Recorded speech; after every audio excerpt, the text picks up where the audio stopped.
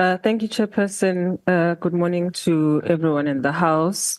I have perhaps two questions. The first one was with the MDTT. You spoke about the discovery of officials who were able to access the premises of Home Affairs over weekends outside of the hours. Can you just elaborate on how the department is mitigating this? In other words, how are we making sure that these insider threats to the department don't persist and don't carry on? And then the DG, I think, spoke about this issue of the photo swaps. We have seen various social media. It's actually become a joke when they show a photograph of a certain person who, and for lack of a better expression, whose photograph and their name, I mean, you can just pick it up that they don't correlate. It's become a joke. And so I just want to get a sense from yourself as to, and I know you spoke to it, but I'm not sure if I was out when you were elaborating on your efforts to stop that from continuing to happen. In other words, is there a way that a system can pick up somebody's photograph, given that the identity of myself, for example, that there is a match between my face and my name in some way, or for example, if there are Lerato Ngobenis and there are 500 Lerato Ngobenis, is there a way in which the system identifies those 500 faces and says these are the faces of the Lerato Ngobenis that exist? If my question is clear. And then there was once a question that we had asked, and this is just a question I want to ask in relation to some of the cases that you're dealing with, particularly of fraud. We had raised this question to the minister regarding Chidimma Adetshina's mother having obtained her identification in South Africa fraudulently. I just want to get a sense from you, because when we asked the minister this question, in his reply, he had indicated that travel, particularly her ability to have traveled to Nigeria for that contest. The minister said that case was under investigation. Can you just can we get an update on the status of the initial investigation that was mentioned to the portfolio committee, and also what is the current status of the investigation into the mother's travel to Nigeria? And also, where are the both of them, Chidimma and her mom, at the current moment? Thank you. Thank you, Onongroveni. Okay. The DG, you will run in the manner that we agreed, and the team and the deputy minister. The last point of Honorable Techana, the DG, you will handle it. My understanding is that the multidisciplinary team are not officials of the department. I think that's my understanding. There was a process that was engaged on to invite the team to participate in this matter. But I think the DG, you will deal with that. The other point, which the committee we may need also to detail, is the collaborations with law enforcement agency outside the country. To what extent?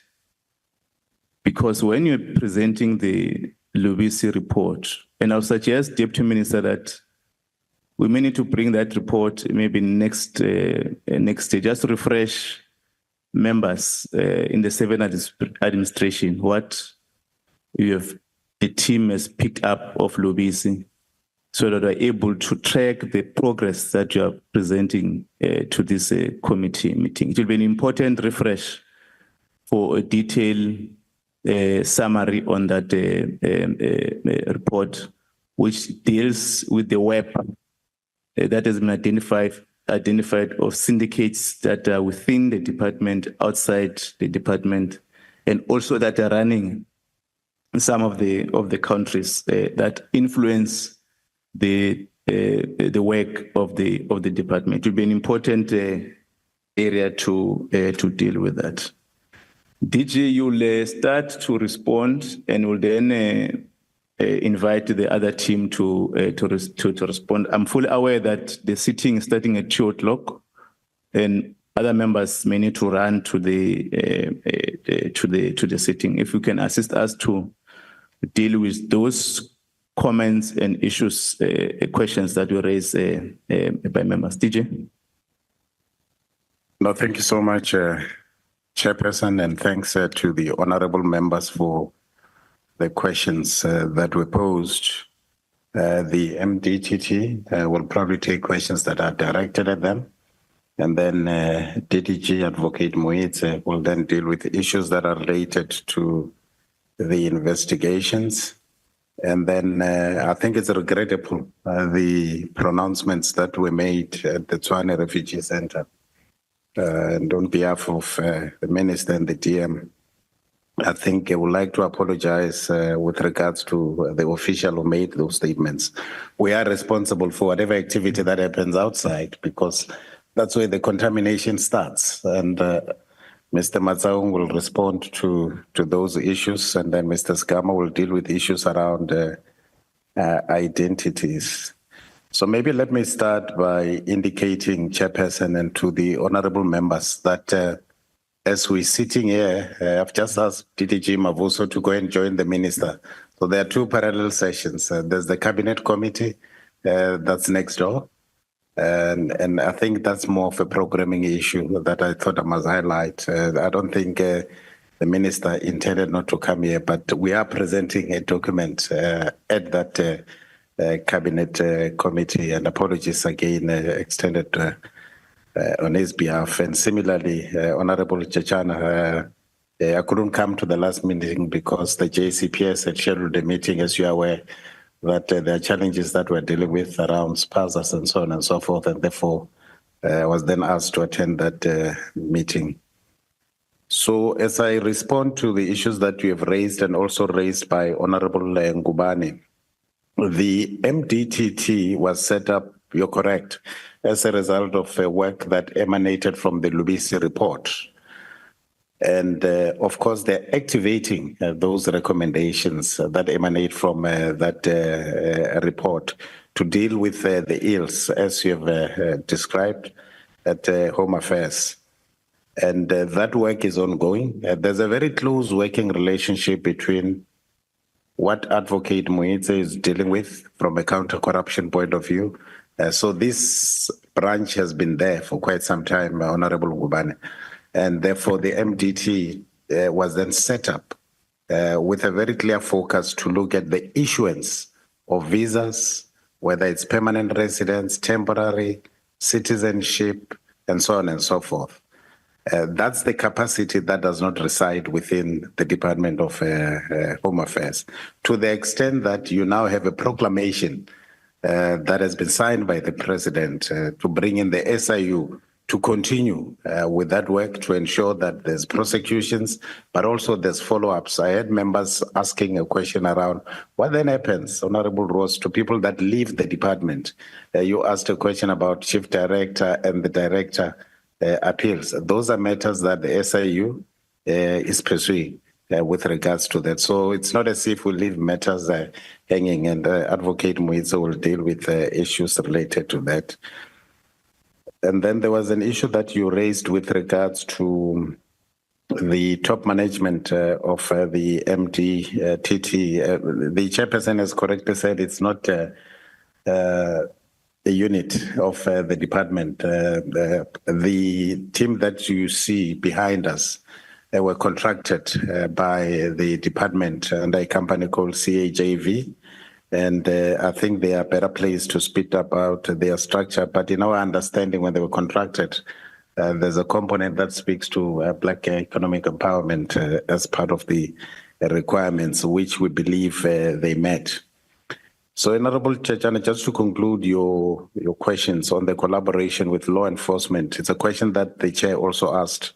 Outside the country, how do we work with others? We do work well with Interpol, which is what allowed us to go to Arusha in Tanzania through that collaboration with Interpol and the government of the Republic of Tanzania to go and pick up both Thabo Bester and Nandi Pama Goodman. And we are working with them on the matter that you have raised, Honorable Ngobeni, with regards to Adetshina and the mom. So that matter is currently with the DPCI. They've concluded that investigation according to General Libya.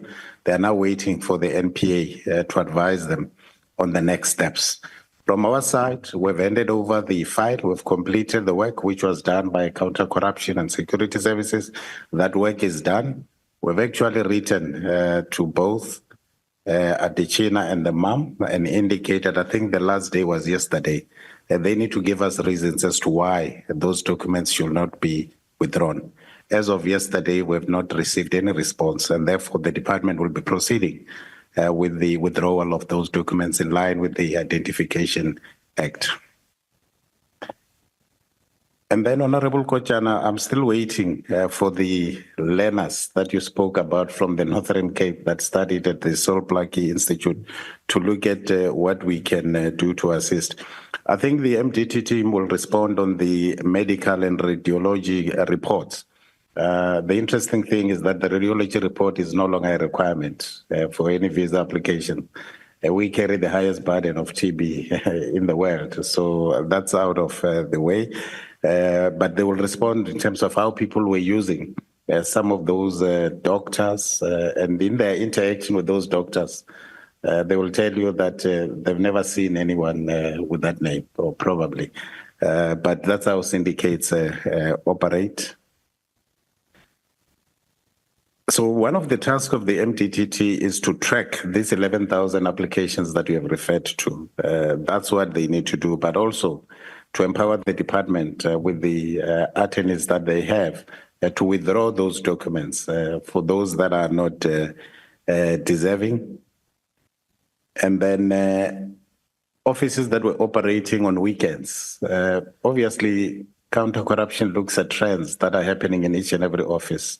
I think previously when we were here, we spoke about the Malamulelo office in Limpopo. We spoke about the Randfontein office. We spoke about Maponya Mall, for example, as well, and the Krugersdorp office where we picked up particular trends. And working with other law enforcement authorities, we're able to launch that sting operation overnight. The sad reality here, Honorable Ngobeni, is that it requires a whole of society approach to deal with this catch. What we found in Krugersdorp on that night at around 1 a.m. in the morning. Now I'm coming back to you. I'm just looking at Honorable Kochana for a particular reason. We found probably about 60, 70 young people that were picked up from Eldorado Park, just south of Soweto, across Avalon Cemetery, and willingly. And they were taken by this syndicate. So the syndicate uses their biometrics to access the system, because even yourself, if you're going to a Home Affairs branch, they'll require your biometrics so that the system enables them to transact. So these are young people that are mainly on drugs, and they are given about 500 each, and they're then utilized for that purpose. So that's why I'm saying it requires a whole of society approach. And when we found them, none of them could actually recognize why they were there and what is it that they were doing there. This is with regards to Afra, the Pakistan national. And he's been sentenced. And of course, he worked with a number of officials, including at Maponya Mall, as she was saying, Limpopo, across all those areas. So I suppose while awareness is critical, we also need you as members of parliament to assist us in those constituencies, to warn people about the dangers, because that's giving away your identity as an individual for 500 rands.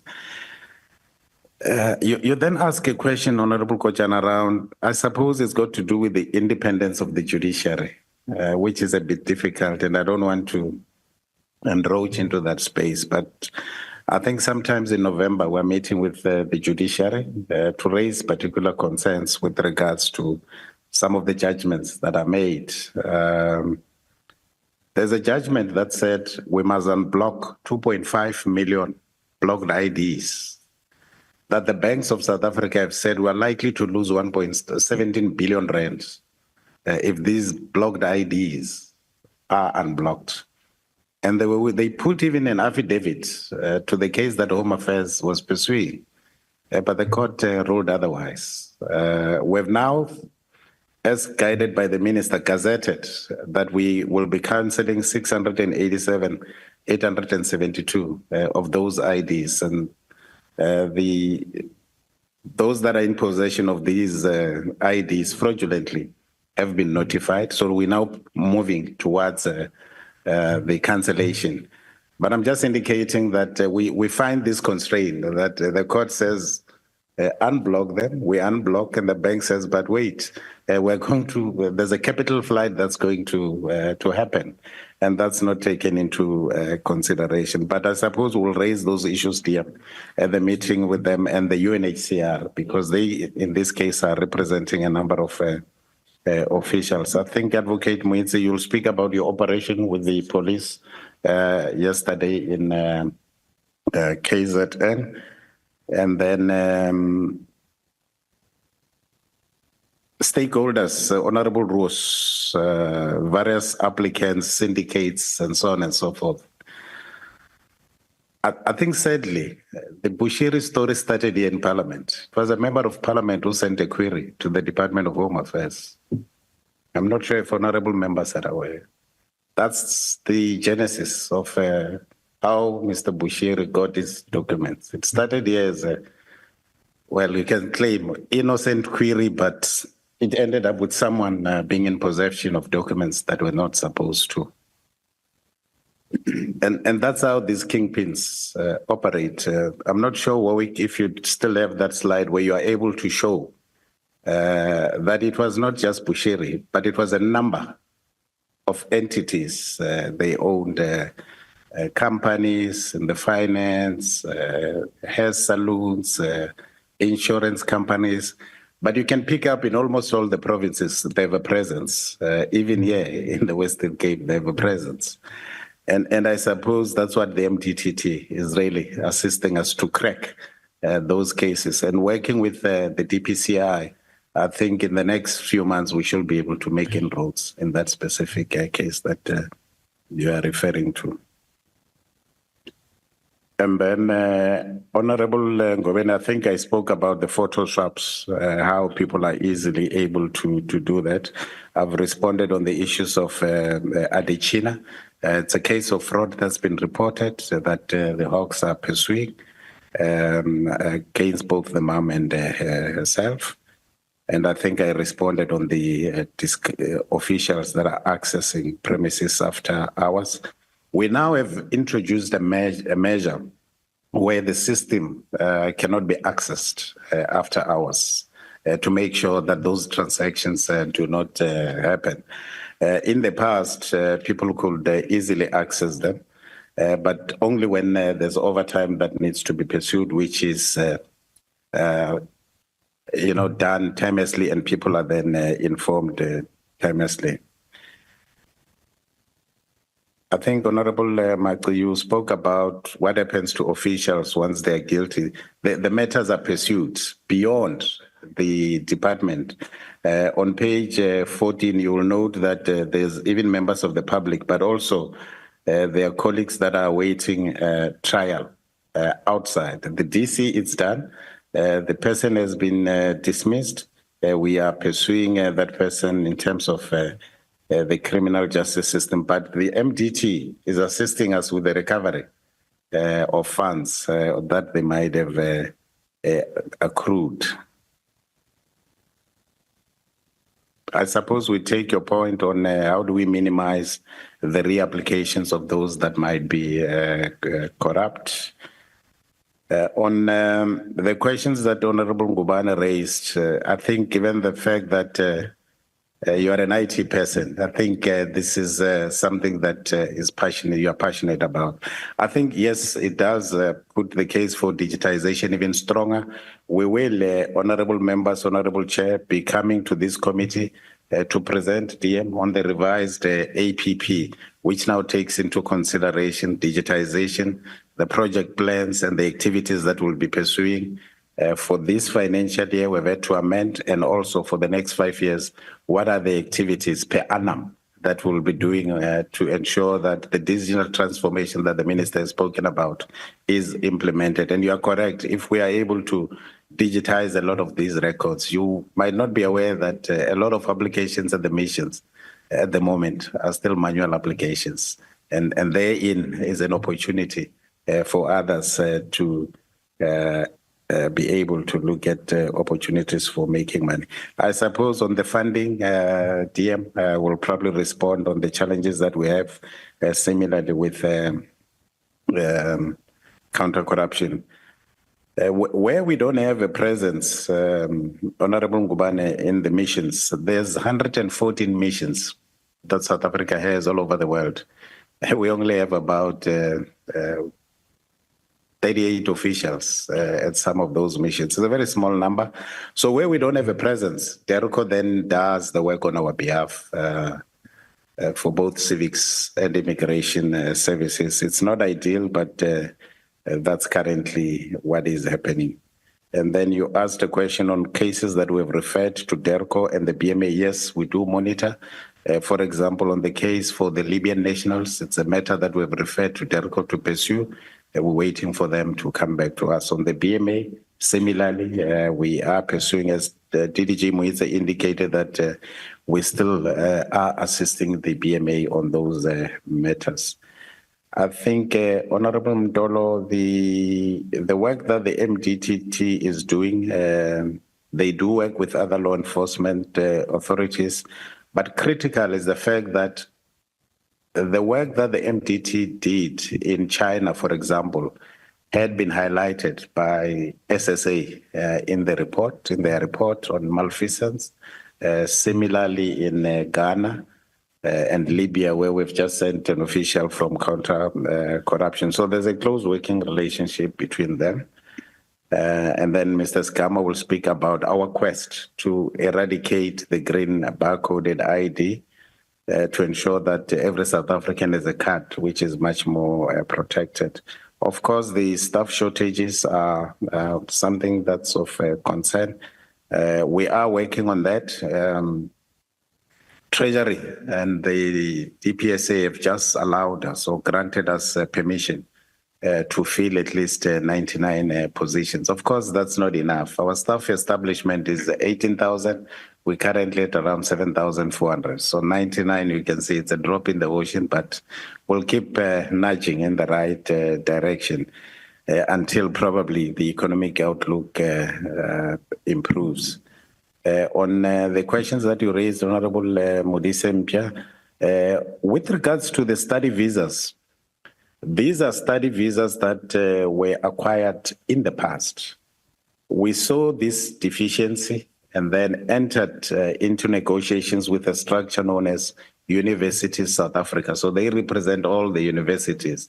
So what they do, they receive all the applications for all the universities and probably colleges. Then they do the verifications and only give us data of students that are registered, and then we are able to then assist. The ones that have been isolated are investigations that Counter-Corruption and Security Services is pursuing from those bogus colleges that you are referring to. So we already have data, and I think we're now working towards ensuring that the SIU, in working with her, then completes the issue. I think you asked a question around the budget. The budget is never adequate. We always sit at the beginning of the year with the team from the MDTT, Mr. Shakir Williams, to look at the budget that's currently there. The challenge is always that as you are investigating a particular matter, the scope then changes. The matter for China, for example, and Ghana was not under their radar, but we had to redirect them to pull the data from those missions. So we are looking at how we can complement the current budget that we've provided. Of course, it's not adequate. We'll be the first to say that.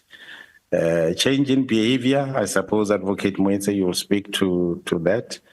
So maybe let me pause here and ask the team from this side, Home Affairs, starting with Advocate Moetse, Mr. Matsaung, and then Mr. Segama, and then we'll come back to Mr. Bishop to respond to those issues. Thank you, Chair. Yeah, I think the DG, you've dealt with most of the issues. They will summarize on the issues.